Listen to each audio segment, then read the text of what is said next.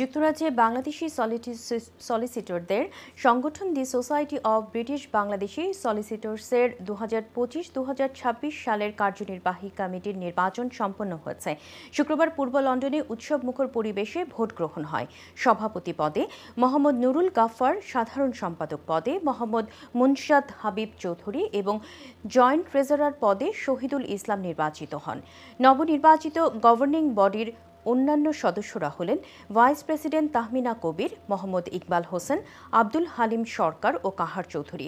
Joint secretary হিসেবে নির্বাচিত হয়েছেন ফজলে এলাহি ও ইমরুল শেখ ইমু। অর্গানাইজিং সেক্রেটারি পদে দায়িত্ব পেয়েছেন সালাউদ্দিন সুমন। ট্রেজারার মোহাম্মদ সেলিম, ট্রেনিং ও এডুকেশন সেক্রেটারি ফেরদৌসী কবির, প্রেস ও পাবলিকেশন সেক্রেটারি ফরজানা আফরোজা এবং কালচারাল ও কমিউনিটি সেক্রেটারি কাজী আশিকুর রহমান। দ্বিবার্ষিক এই নির্বাচনে প্রধান নির্বাচন কমিশনারের দায়িত্ব পালন করেন বিচারপতি বেলায়েত হোসেন।